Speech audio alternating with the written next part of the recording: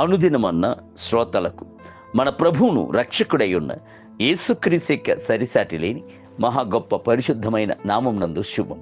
నేడు 2024 సంవత్సరము జూలై మాసము 3వ తారీఖు బుధవారం నాటి ధ్యానాంశము.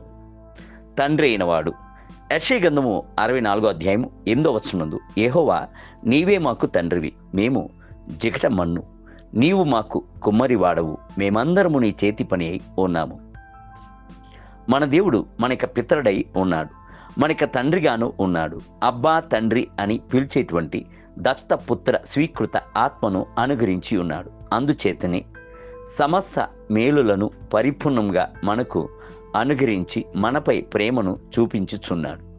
యేసుక్రీస్తు తన యొక్క శిష్యులకు ప్రార్థించుట నేర్పించుచున్నప్పుడు పరలోకమునందున్న మా యొక్క తండ్రి అని ప్రార్థనను ప్రారంభించుటను నేర్పించాడు. సువార్త గ్రంథముల యందు మీ తండ్రి, మీ పరలోకపు తండ్రి అని పలుసార్లు యేసు చెప్పుటను చూడవచ్చును. ఒకసారి అందులైన పిల్లలు చదువుచున్న ఒక పాఠశాలకు ఒక ఉన్నత అధికారి వచ్చి ఉండెను. ఆయన యొక్క నాస్తికుడు, క్రైస్తవ మార్గమును ద్వేషించువాడు. ఆయన అందుడైన ఒక విద్యార్థిని పిలిచి ఒక పాటను పాడమని అడిగాను. ఆ బాలుడు యేసు క్రీస్తును గూర్చి ఒక చక్కటి పాటను హృదయము స్రవించినట్లుగా పాడాను. ఆ అధికారికి కోపం వచ్చింది. ఆయన ఆ విద్యార్థిని చూచి, యేసుక్రీస్తు ప్రేమగల తండ్రిగా ఉండినట్లయితే ఎందుకని నిన్ను అందునిగా సృష్టించను అని అడిగాను. అందుకు ఆ విద్యార్థి మిగుల సాత్వికముతో, ఈ సంగతిని కూడా నా పరలోకపు తండ్రి ఎరిగి ఉన్నాడు. నా యొక్క బలహీనతల యందు ఆయన యొక్క బలము పరిపూర్ణముగా ఉండును అని సంతోషంతో చెప్పాను. ఆ మాటలు విన్న ఆ అధికారి సిగ్గుతో తలదించుకుని పోయాను. పరలోకపు తండ్రి సమస్తమును ఎరిగి ఉన్నాడు. పలు సమయం యందు మన యొక్క అంతరంగమునందు ఇది ఎందుకని సంభవించుచున్నది అనియు, ఎందుకని ఇట్టి సమస్య అనియు, ఎందుకని నాకు ఇట్టి శ్రమలు అని తలంచి అంగలాచుచున్నాము. అయితే పరలోకపు తండ్రి సమస్తమును ఎరిగి ఉన్నాడు.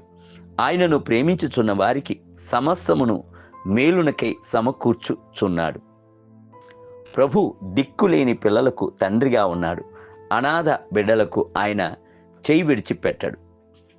ఒక విపత్తునందు తల్లిదండ్రులను కోల్పోయిన మారిస్ సిరిల్లో అను అనాథ బాలునిపై ప్రభు కనికరించి అతనిని లోక ప్రఖ్యాతిగాంచిన సేవకునిగా హెచ్చించెను అని చరిత్ర చెప్పుచున్నది.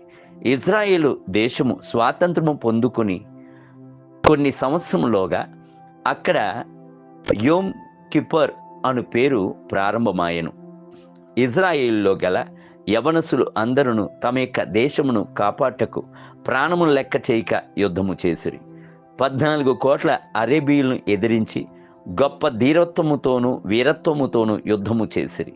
ఇజ్రాయేలు దేశము ప్రార్థించినప్పటికీ అసంఖ్యాకులైన యోధులను బలిగా అర్పించవలసిందై ఉండేది.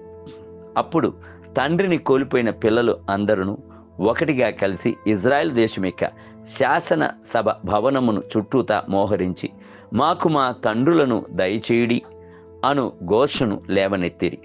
ప్రభు ఆ మొరను ఆలకించెను. దాని తర్వాత జరిగిన అన్ని యుద్ధముల యందును ఇజ్రాయేలుకు జయమును ఇచ్చి తండ్రి లేని పిల్లలకు ఆయనే తండ్రి ఆయను. ప్రభు సెలవిచ్చుచున్నాడు, అనాథులకు మీ పిల్లలను అప్పగించుము, నేను వారిని సంరక్షించదు. నీ విధవరాన్లు నన్ను నమ్మవలెను. ఇర్మియా గ్రంథము 49వ అధ్యాయము 11వ వచనం. నేటి ధ్యానమునకై నీవు నా తండ్రివి, నా దేవుడు, నా రక్షణ దుర్గము అని అతడు నాకు మొరపెట్టును. 89వ కీర్తన 26వ వచనం. నేటి వేద పఠనము ఉదయం యోబు గ్రంథము 25, 26 మరియు 27 అధ్యాయములు.